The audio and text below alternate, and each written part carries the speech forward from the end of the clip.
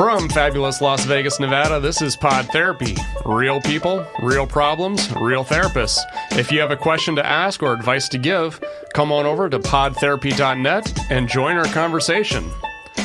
We're coming up on Valentine's Day, so this is our love and romance special. So we're going to talk about the loves of our lives. I'm going to see if I can make Jim cry because he's such a softie. And now, broadcasting from Level 9 Studios, that guy's Dr. Jim Jobin. I'm Nick Tangeman. It's time for some Pod Therapy. So, Nick, at this point, it would make me cry if you didn't say that you love me every day, because that's usually what you do. You start the day, you know. Yeah. Well, it's weird that you say it when we are about to hang up the phone. That's weird. Like, freaked me out the first time you did that.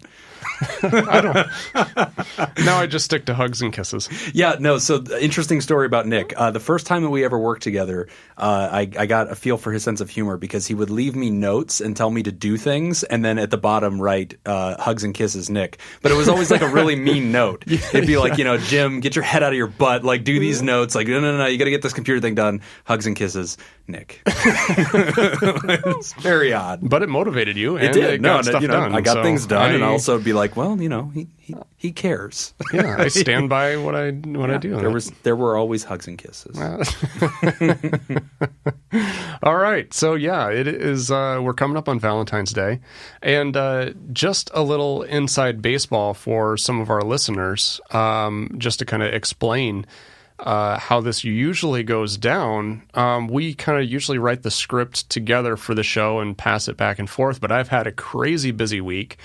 And so Jim pretty much took the reins, and now I'm looking at this, and this is probably my fault for not reading it in advance. Yeah. But I'm seeing it's better than you've ever seen. Item 2A is Nick's love life. Yes, I've put that in there because I feel that it's important. We don't talk enough about your love life. So, Nick, let me know. What's do you have plans? Do you have plans for Valentine's Day? You going out with a special somebody? Yeah. And I'm not fishing. It's not, you haven't asked, but I'm just checking. Like, if not with me, then who? Yeah. Well, my girlfriend would be the one that I would pick. Oh, okay. So it's not me this time. No. Maybe next year. No. But, we're going to, I don't know what the plans are yet. Oh, dude. What are you doing? We're within eyesight. You need to get on this. It doesn't. Well, you went on a date. Yes. You went on a date last night, right? So what did you do? We had date night last night. Okay. So we went out to eat. It was amazing, wonderful. Candlelight dinner, lobster and steak. No. Pasta. Burgers. Okay. Wow. But schmoozy guy. But laid it on thick. This was a big deal for both of us because I have been eating very healthy. Yes. And so burgers, that's just not part of my regular diet anymore. And then also my girlfriend is she doesn't eat gluten. So finding a burger place that will make a gluten-free bun, that's a huge deal. Okay. So this was really exciting. So for the listener, Jim can confirm that Nick is annoyingly healthy right now. We used to go to lunch, and he doesn't eat lunch anymore. And I'll walk past his office, and he's eating like a rice cake with like honey smeared on it. And like just putting hummus. Almond butter. Yeah. He's putting like hummus on the inside of his lip, like chewing tobacco and just like just holding it. Like that's it. That's all the guy does. So yeah. I caught him putting whey in his coffee this morning. Like that is how bad it's gotten. He's got like a jar of it. I was like, you're doing this at work now? This is sad. So can confirm. Yeah. So you went to dinner last night. Did you do dinner and a show? You guys catch a movie? What'd you do? Well, then we went to Penn and Teller. Penn and Teller. So if the listener's not aware, Nick and I come to you from fabulous Las Vegas. As Nick says in the intro, we have access to world-class entertainment, including the magicians Penn and Teller. And Nick, you are the biggest fanboy of Penn and Teller that I've ever met in my life. Ever. Like, if there is a fan club, you're probably in it.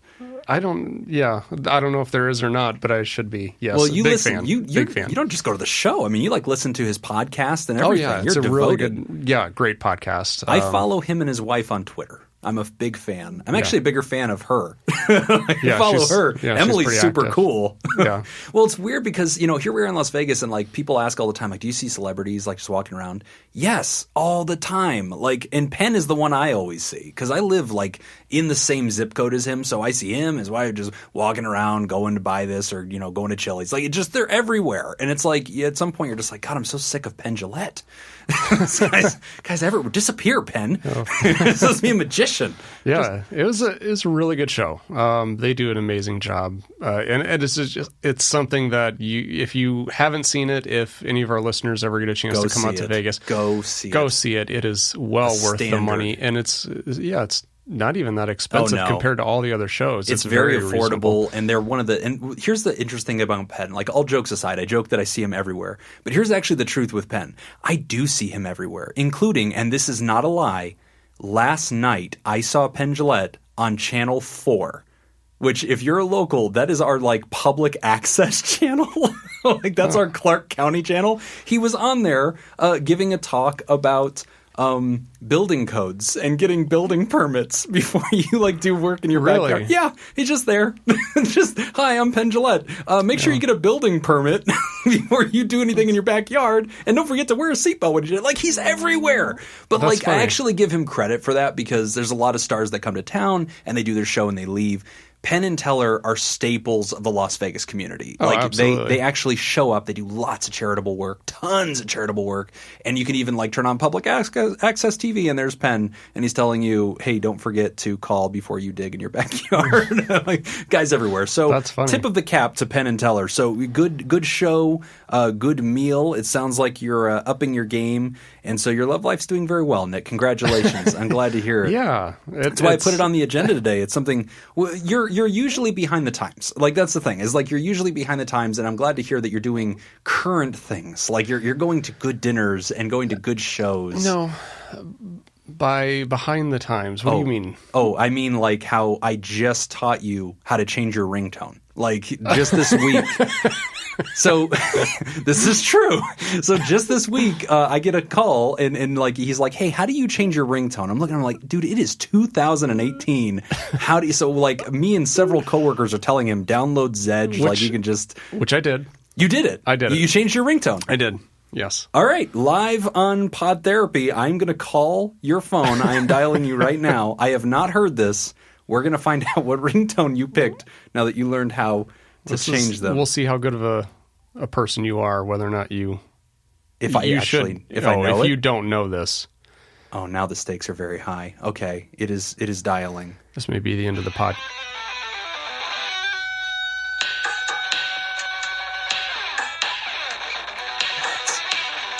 Oh, Jim. Is this a guitar solo? Oh, Jim. Jimi Hendrix. Oh. What? No. What is that? It's a guitar solo from like some 80s hair band, and I'm supposed to know that? That's Prince. Oh. Scott knew it. Scott? See? Okay. So you're... okay. All right. So here's the question. That's When Doves Cry. Yes. Okay. So it's When Doves Cry by Prince. So... to the listener, if you recognized it for real, we're going on the honesty policy. I want you to chime in on Twitter or send it, go on the website, let us know, comment on this episode, let us know that you identified it. If you did not, take my side, please, because that's ridiculous, dude. That is not. I didn't recognize it at all. Oh my God, it's ringing again. You're getting it. Okay. Mute your phone. Now that you have a ringtone, you have to learn how to turn it off. You can't be one of those annoying people. So since you're new to the ringtone game, Nick, let me explain how phone etiquette works. It is not appropriate to let your phone ring because you like the song. Like, that is not – you're not supposed to do that. So just – now that you're with the 21st century and you've actually learned how to change it. Agree to disagree. Agree to disagree. So anyway, so this is the thing about Nick, is that he's always late to the show, and I tease him because it's from Iowa. I think he's just late to whatever's modern. So congratulations. You now have a ringtone. You're seeing shows that are actually still in production. This is great. Going to fancy, cool Las Vegas restaurants. Drinking new coffee and doing a whole new thing. That's right. Pretty cool. How are you alive? Is that what's in your cup right now? Are you drinking that coffee I gave you? Death Wish coffee. Yes. Who does not sponsor the show yet, but they should. So a listener of the show, Nicole, who actually was also an intern of ours back in the day, she gave us this crazy coffee called Death Wish coffee. And like on the box it says, hey, this is like the legal limit of caffeine. This is dangerous. Please. Yeah, it's no joke. No, only take with like your physician's advice. So I was so scared of it because I have kids. So I was like, okay, I'm not throwing dice. Oh, so Jim's got nothing to lose. I got Let's nothing give it to to lose. Nick. Yeah, so I gave it to Nick, and I said, hey, try this because you're healthier than me. I'm pretty sure you could withstand the full brunt. So how was it? It was good. I tried it for the first time. What was it? Monday, I think. Took it and ran to work. I felt great. Yeah, I carried your car on your back. Yeah, my car broke down, so I just picked it up, threw it on my back, and I kept going. Yeah. Wow. Yeah, but you're alive. You're alive. You're not dead. So now maybe I can take it. So I have a pretty high tolerance for caffeine. Yeah, it's gonna. At this point, it's nothing, right? You're just like chewing on the grounds. Yeah. Mm-hmm. Okay. Yeah. So Nick is alive. Nick is current, and Nick is now part of the most successful psychology podcast that we've ever started, but way more successful than we thought it was going to be. Yeah, we are by far the most popular podcast at Level 9 Studios, recorded Wednesdays at noon. Yes, that's and actually, that's so true, Nick, because on our way in today, and this is true, I filmed our entry so that people could see all the paparazzi that's usually at the door waiting for us. So if you would like to see that, you can go to podtherapy.net or on our Facebook or Twitter, and you can see the video of us arriving to the studio. I really hope that video never sees the light of day. Fanfare, Nick. Now I've plugged it. I have to do it. So you were saying delete it? All no. Right. Now I have to put it out there. But the people need to know that we are actually way successful. So actually, no, but all jokes aside, we thought that maybe 3 or 5 people would listen to this. We now have, on average, 100 listeners every episode. So guys, we have a community that's building, people that like advice. And one of the things that Nick and I are really interested in now, we want to hear back. We want to get more advice. You guys are writing in great questions. We want to get people that are listening to the show to go onto the website and give their feedback. What is your advice to the questions you hear? Or what is your criticism? Do you want to let Nick know how off base he is? Yes. Do you want to tell him, hey, nobody recognizes that ringtone? Like, these are important things that we need to hear.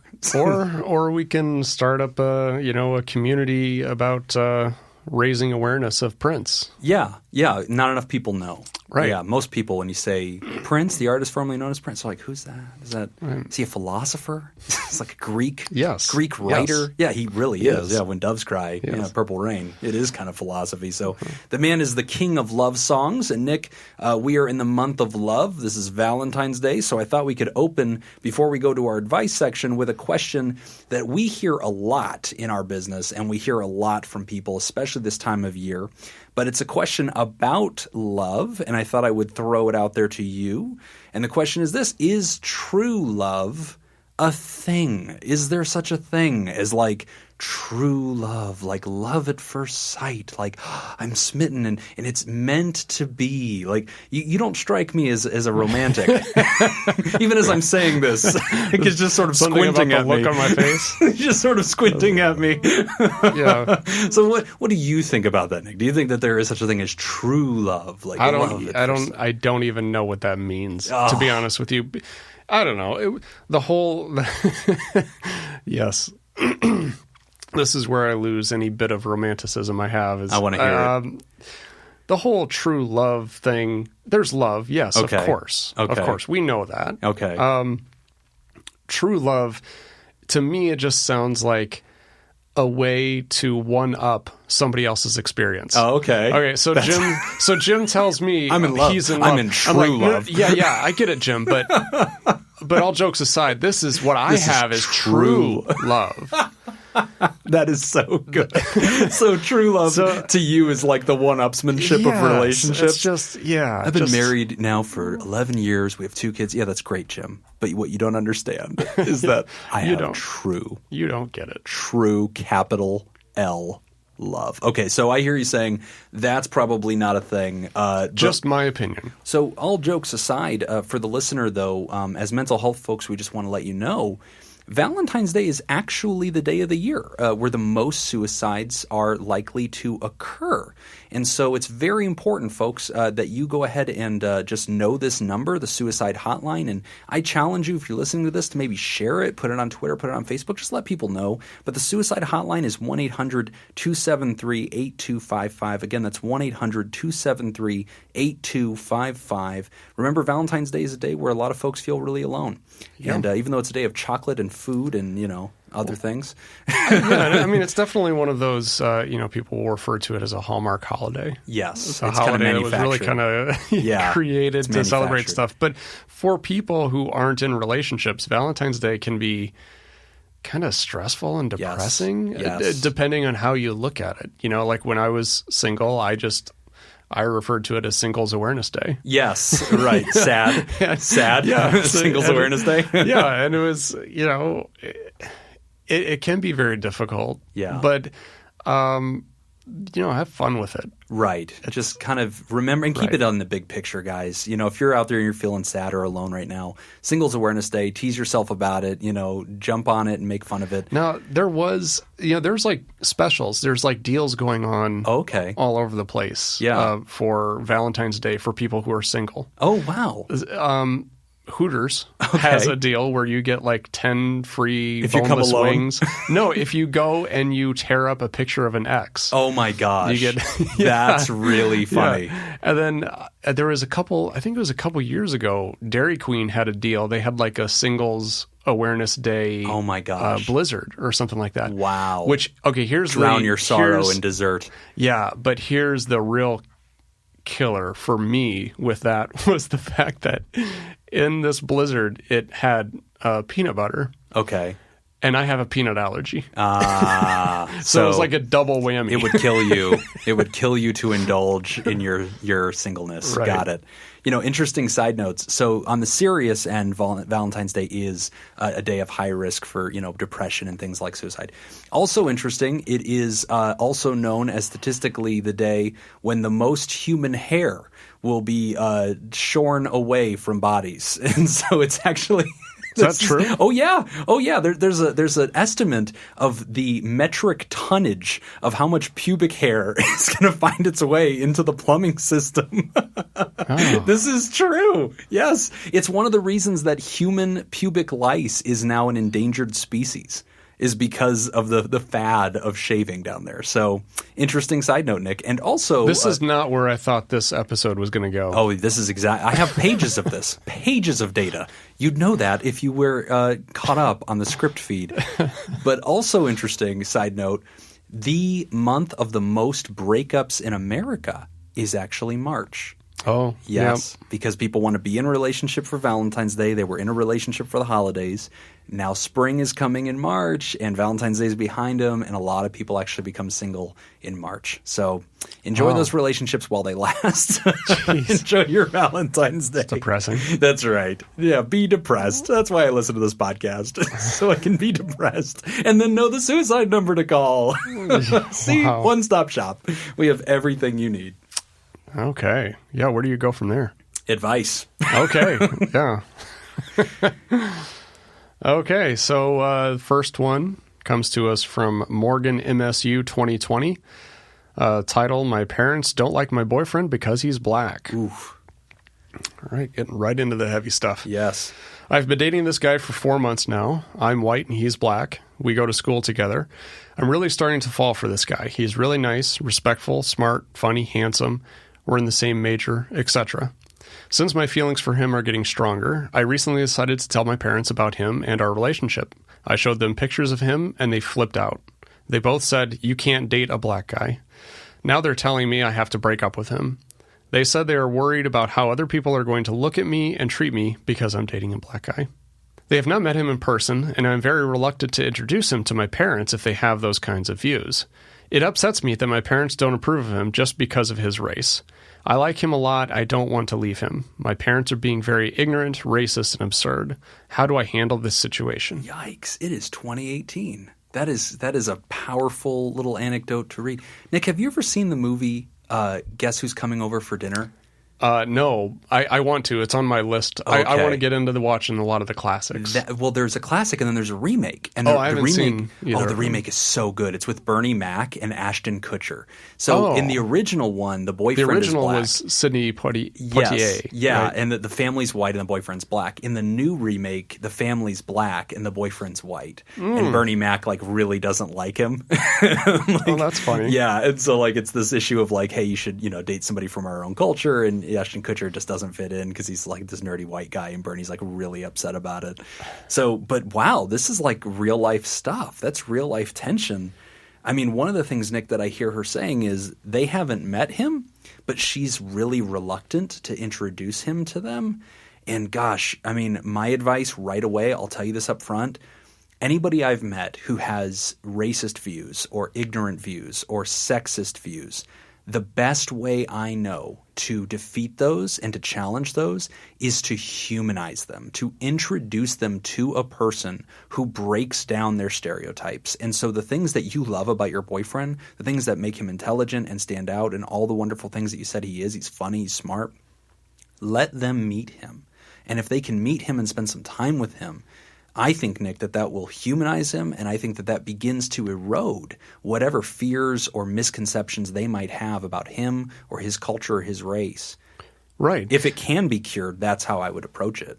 Yeah, and that makes perfect sense. And I would say I would say data supports that, right? I mean, we see the same trends happening in Congress where you'll have representatives and senators who are absolutely against gay rights and gay marriage and all that. And Until then as soon as a child of theirs comes out, then all of a sudden the tone switches. Right. Because now it's like, oh, I know that. I know this person. This is a human being. And it completely changes their attitude about it. I think Ellen has been a big part of that. Like Ellen has invited Republican senators onto her show and gotten to know them and been friendly. And they kind of realized, gosh, I really like this person. And like suddenly whatever ideas that I was believing about her or people that she might represent or people like her, they start to fall away. So my advice to the writer is, I mean, first off, holy cow, this is 2018. It's hard to hear this, and it's, oh gosh, Nick, it's a complicated thing, right? Because I feel like obviously the parents are coming to conclusions that most of us would say are ignorant and probably racist and probably not good ideas. At the same time, as a parent, I feel that a parent has the right to weigh in on their child's love life and to give them advice and to give them feedback. Obviously, this is not very good advice and this is not very acceptable feedback, but I do feel like the answer to this is not just to slam the door shut and say, you guys are not welcome in this part of my story. I don't care what you think. I would really want to bridge that gap. And so my hope is that she doesn't run away from it, but engages in it, lean in, bring him to them, and force them to meet him, and then give a response to who he is as a person and not who he is in the picture on your phone or on your Facebook feed. Right. Yeah.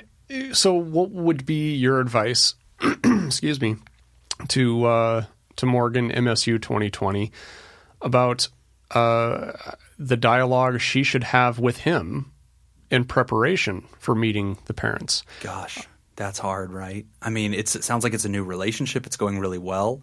That's a hard thing to say. I mean, I don't know. I wouldn't want to bring him into that situation with him having no idea of the backstory that's going on. You wouldn't, but would you hesitate to tell your significant other, hey, my parents are racist and they're judging you? But here's the thing. And this is probably a very important distinction to make. Racist might not be the right word. Okay. Definitely prejudice. Prejudice deals with our thoughts, our attitudes, our feelings. Okay. Racism deals with behavior. Okay. So the parents are definitely prejudiced. Their thinking is out of line, but they're not behaving in a way that is like causing challenges. Not yet. Not yet. But they could. Yeah. So yeah, I mean, we're definitely dealing with a lot of prejudice here. I wouldn't want. I'm trying to look at this from the perspective of if I had a girlfriend of another race, and if my parents were really bothered by that, how much would I want to prepare her for what's going to happen?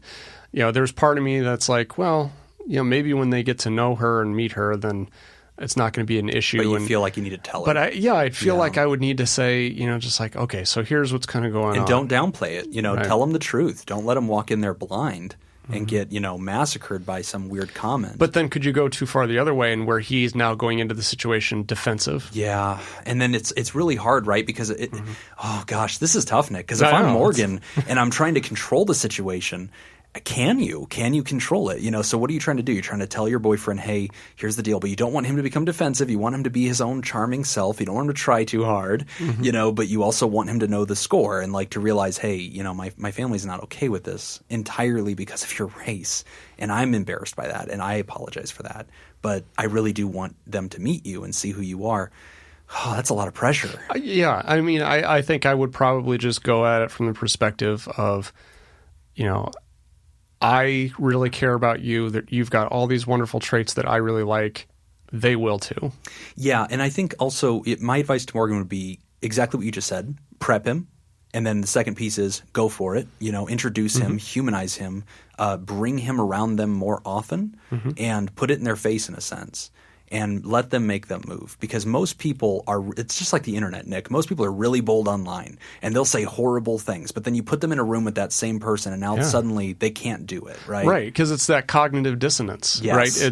My belief system is telling me this one thing, but yet I meet this other person, they don't fit it. Yeah, they don't fit. So in their minds, they have to resolve that. Yes. And my thing is this, as a parent myself, I can tell you this. I have a daughter. She's only 2, but I have to already mentally prepare myself for what I'm going to do when she's dating. Nick, I'm against men as a franchise. I hate them all. I don't care. It is equal opportunity, man. I don't care what race or creed you come from. I hate you. I hate you already. You're not good enough for my little girl. I don't care who you are. But, I think that I, as a father, am going to have to appreciate and value any guy that she dates on a one-on-one individual basis, right? Right. So I think that's the deal with all parenting, so you may as well bring this guy over there and let them experience him as an individual, and I think it will force them to have to reconsider and challenge their thinking. I think, yes, you do want to prep this guy and let him know, hey, here's the deal. And the third piece that I would offer, Nick, is probably to let him know where you stand, and tell him, hey, I value my family. They're important to me, and I want them to like you. But if I'm pushed between these two alternatives, I'm going to choose myself, and I'm going to choose, being authentically me, and let them have time to deal with that on their end. So don't feel like you're being judged, and if they don't like you, it's over. Just come be charming, be you, and if it doesn't work out, there's no risk to you. This thing is going to be allowed to be its natural relationship. Good advice. Yeah, I like that. So I'm interested in what the listeners think too. If you're out there and you've got some experience with this, we'd love to have you jump onto podtherapy.net, tell your stories, give us some feedback. I'm sure Morgan wants to jump on there and just get as much as she can. So great question, Morgan. Good luck to you. And please let us know how it turns out. One of our favorite things is getting feedback. How did you ultimately decide to move forward? And if you used any portion of our advice, what did you use? How did it play out? We love to hear the stories. Yeah, and if everything we told you was horrible, let us know. Yeah, that's right. Let us know that our advice is worthless. That's good. No, that's good feedback. So on that note, we'll jump to our next question. And Nick, this one's going to knock your socks off. This one is a great question. Oh, my goodness. I had to reread it several times. It's like, oh, my gosh. This one is intense. So, okay, here's the question. It comes from the writer All Sorts of Awkward. And the question is, my stepbrother won't stop flirting with me. And here's what she writes. I'm a 30-year-old female and I live in my parents' second home. My 18-year-old stepbrother got into a nearby college, so my dad and stepmom moved him into my house and he commutes to school. Things started getting weird with my stepbrother a few months ago after he moved in. When I would go downstairs, he'd come down too and sort of just stand around the same room as me, sometimes making small talk, but other times pretending like he had a reason to come down as well. Once I was minding my own business, petting my cat, and my stepbrother came over and crowded me and pet the cat at the same time. Another time I was cleaning up a mess on the floor, so I squatted down and my stepbrother came over and leaned up against the wall, like a foot away, and just stared at me. When I called him out on how weird that was, and that he wasn't just going to sit there and watch silently as I cleaned, he claimed that he was watching in order to, quote, learn how to clean. Then he finally confirmed my suspicions by basically accusing me of flirting with him one day.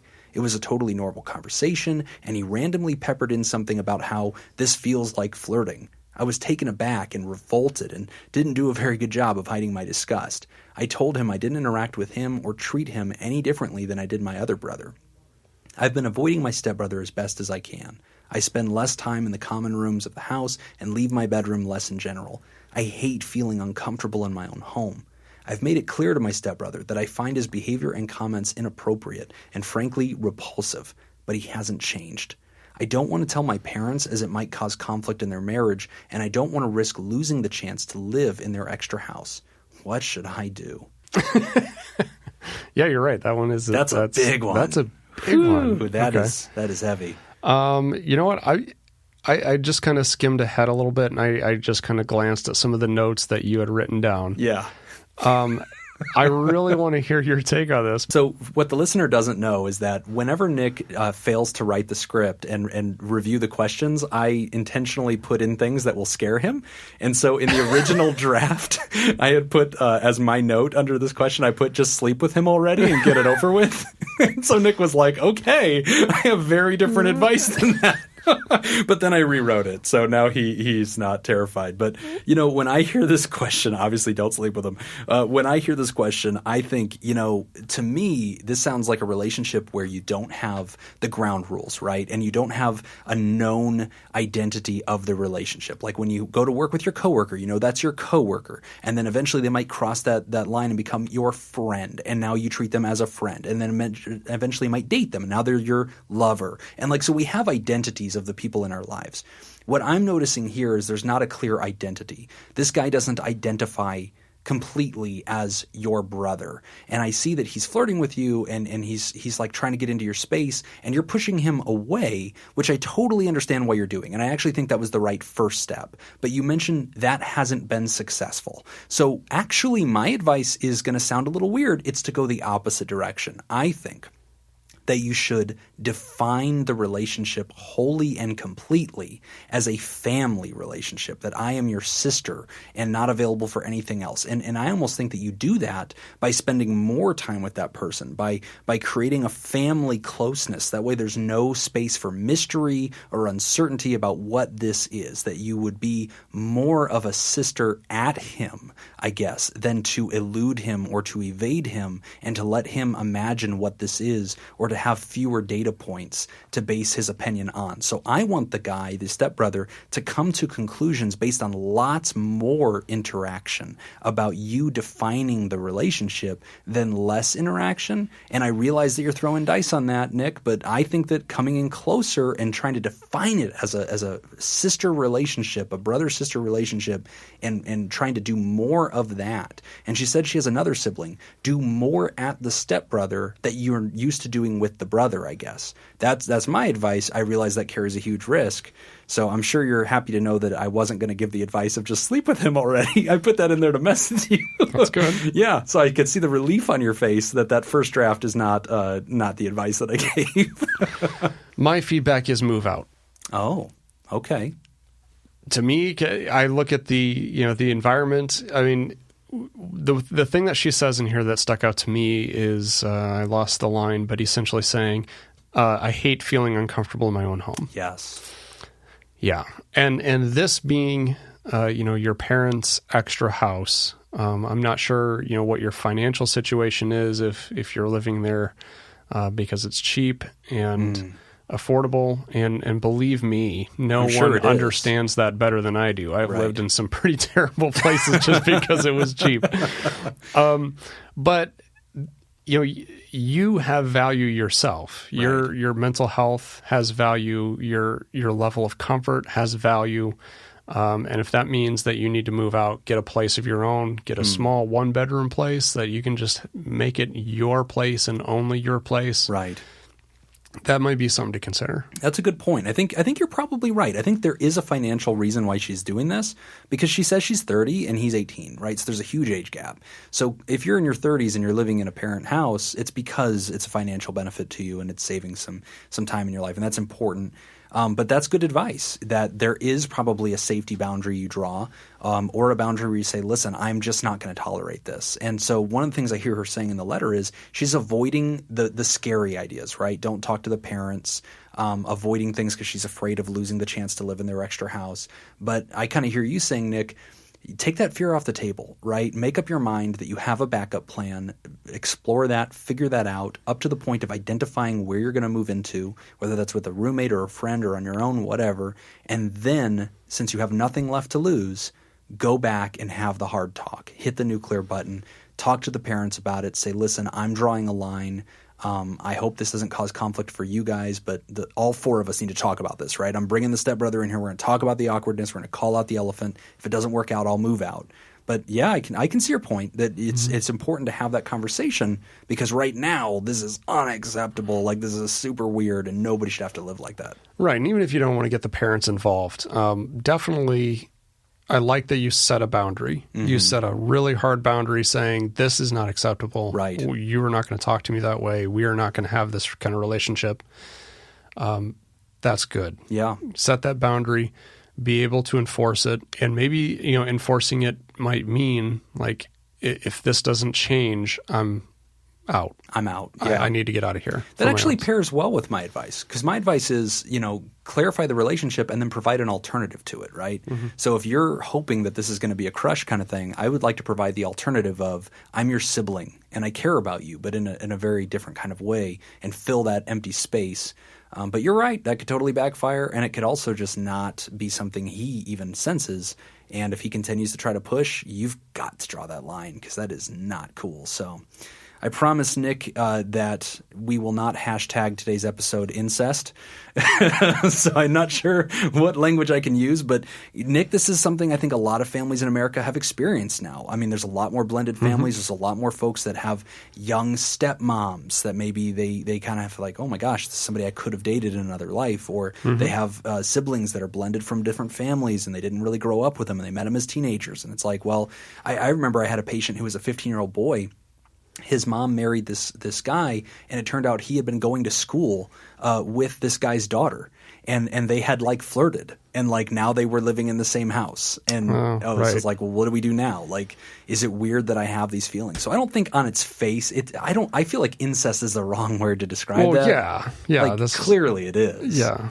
But you're also allowed to be unavailable for anything beyond the family relationship. It's a complication of family roles, boundaries, relationships. It's a confusing situation of defining what those roles are and what these relationships are going to be. But anyway, we're on the same page. Don't date your stepbrother, and I think try to lean in a family relationship and see what that means to fill that empty definition space, and hopefully convince him that you're not available. But then I think Nick's point is a great plan B. You need to have a fallback position. Don't be afraid to run away. Don't be afraid to hit the nuclear button. Don't be afraid to risk everything, because you absolutely cannot continue on with the way you're living, right? Yeah, your happiness and your comfort is vitally important to your survival. Absolutely. Good advice. Take control of your environment. Okay, our next one comes to us from Pika Panda 7067. Sociopathic boyfriend never loved me. The start of our relationship was like fireworks. I was sort of seeing his friend, so we got to know each other while hanging out. He was cute, charming, witty, thoughtful. We liked the same things, and we had same sense of humor. As soon as I stopped seeing his friend, we hung out and ended up sleeping together. He immediately said that I was his girlfriend, which I didn't think much of since I was head over heels into this guy, and asked me to move in with him. I wasn't ready for that, so I said no, which he understood. The next year was the greatest I ever had.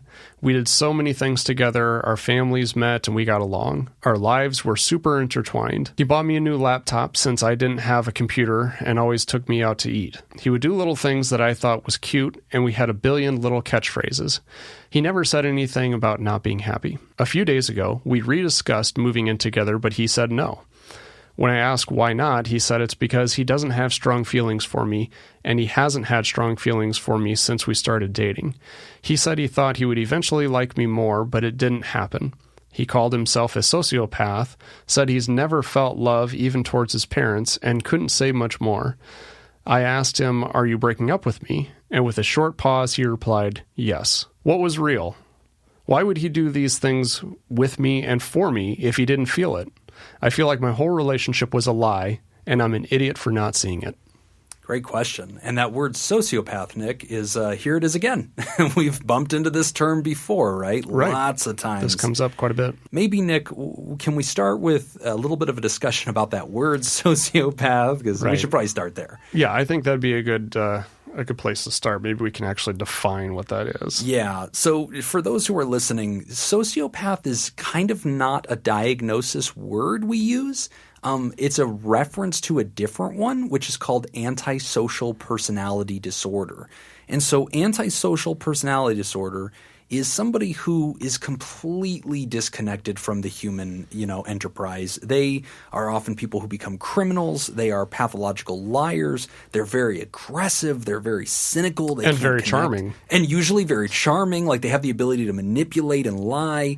But they don't connect, right? They don't connect to the human experience. They're usually numb to emotion. Lack of empathy, completely. So, like, these are people that when you think of, like, terrifying murderers like Charles Manson, that is somebody who was seductive and charming and hateful and cynical and completely incapable of even understanding the damage he was doing. Right. When I was in school, the professor always used the example of Hannibal Lecter. Hannibal Lecter, yes, right. So Anthony Hopkins as Hannibal Lecter, just completely dissociated from the experience of humanity and the fear and the pain he's causing other people. So obviously, guys, I think the first thing we would offer is sociopath seems to be a word we see in a lot of questions and a lot of men being described as sociopaths. And Nick and I were joking on the way here that most of the time they're not a diagnosed sociopath. Most of the time they're just an asshole. Right. Yeah, and I think if it was occurring at the rate in which we would read about it, it would be an epidemic. Right. But yeah, when I read this, my automatic thought was, is he a sociopath? Probably not. To me, I would agree. He's probably just an asshole. He's probably just a bad guy. And it's something that, I feel like a lot of times, especially in dating, sociopath provides a great escape. Yes. Yeah, and an excuse. It's not you, it's right. me. Yeah, exactly.